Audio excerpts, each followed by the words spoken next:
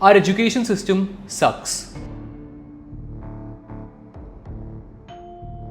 80% engineers are not employable for the industry. Degree लेते गया, one by one degree लेते गया.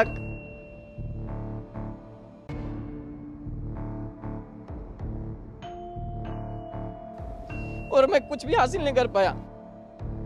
But what if I told you India's education system was destroyed on purpose?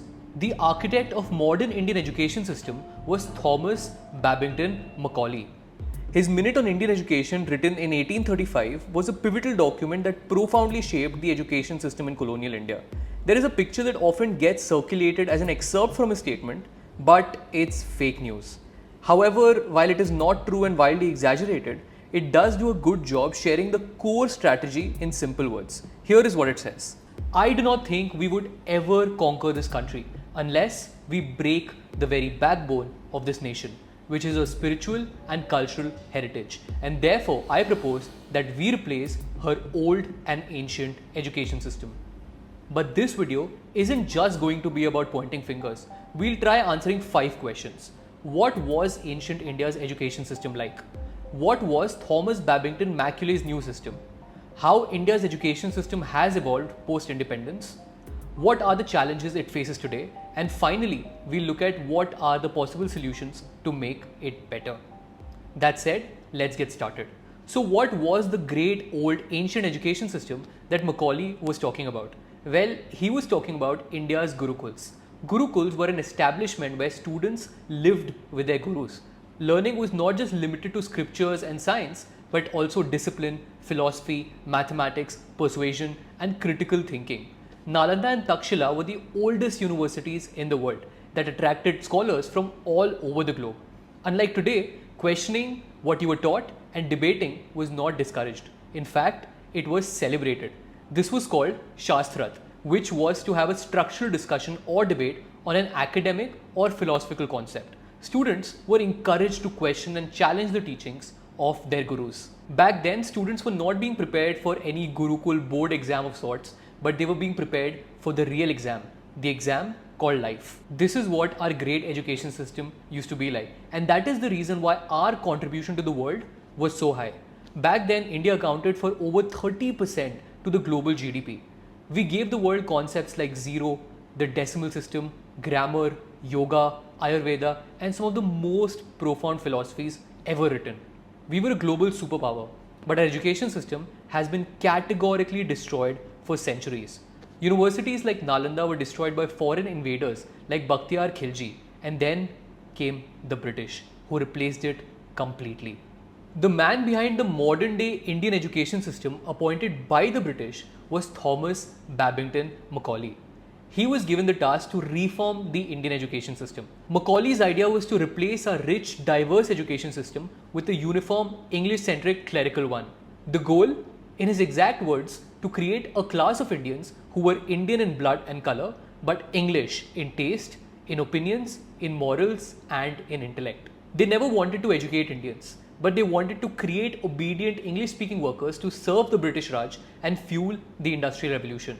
The idea was to manufacture individuals for jobs like clerks, record keepers, and low-level administrators. Not innovators, not creators, just followers. Accessibility to education too was limited to the elite, and village-based schools were completely neglected and left to perish. Thankfully, their atrocities came to an end in 1947. So, what happened post-independence? The changes can be divided into 3 time frames. 1947 to 1980s. This was a period about laying the foundation, setting up government schools across the country, particularly state board schools, to increase the literacy rate. This was the key proposal of the NPE, National Policy on Education, 1968.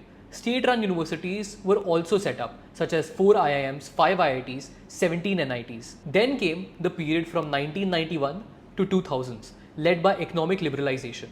This was an era of the boom of private institutions. Prior to 1991, while private institutions did exist and were not particularly banned, they were highly regulated and very difficult to start. Then came the 2010s. Focus on primary education increased, particularly with the 2009 Right to Education Act. It basically made school education compulsory between the age of 6 and 14. So basically the changes that have been brought since independence over the last 78 years have basically been to increase the accessibility of education. But where it is performed very poorly is in the quality of this education. Let's be honest, our education system today is more about rote learning, scoring marks and getting a job rather than understanding application or critical thinking. Creativity is crushed. Questioning is seen as an act of rebellion. And learning, well, what's that? Most students don't study to learn. They study just to pass. And guess what? It is not their fault. It is the system. From the age of 3, children are thrown into the race of KG to IIT or KG to UPSC. The classrooms? Well, one teacher, 50 students and a syllabus designed decades ago. Students are taught what to think and not how to think. And there is another big problem. What is more important than the subject is the person teaching it.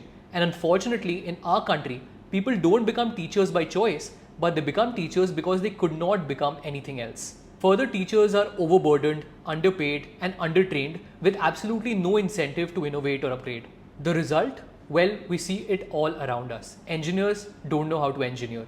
Politicians don't know how to govern. Teachers don't know how to teach. Millions of students are wasting their precious years preparing for government jobs, not to serve, but to seek stability. And further, people lack civic sense. We have a population that is educated on paper, but not in life. And there is a Hindi saying for what I'm talking about. We are all padhe likhe gawar. This is a systematic failure. Now, fixing this won't be easy, but it is that one reform that can transform everything: economy, society, and our global standing. Here are 4 things that I really feel we need to do. We need to incentivize teachers better so that we have the best and the sharpest minds becoming teachers and not those who become teachers because they had nothing else to do. We as a society need to redefine the meaning of success. We need to start celebrating not just IITs and government jobs, but celebrate artists, thinkers, innovators, farmers, and entrepreneurs. The third point is that we need to make our education a lot more skill driven. I genuinely believe that school and university education is increasingly losing its relevance. Some companies no longer care about your formal education, and this number is on the rise. The biggest problem though is that our youth really lacks skills. Here are a few stats for you.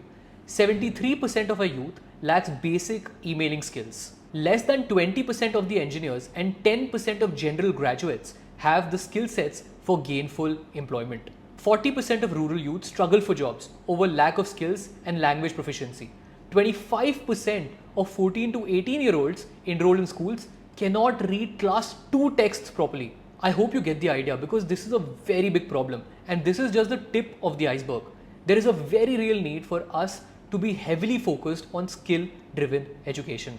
And lastly, there is a very real need for us to educate people on basic civic sense, which honestly is very evidently lacking in our nation. We litter, we drive recklessly on roads, and we vandalize public property. It is just shameful because guess what, guys? This is not what we used to be, and this is not what we should be going forward either. We are not just a nation that once had great universities. We are a civilization built on education, enlightenment, and evolution. It is high time that we stopped copying a broken system and started rebuilding a world-class education model. It is time to stop producing clerks for an empire that no longer exists.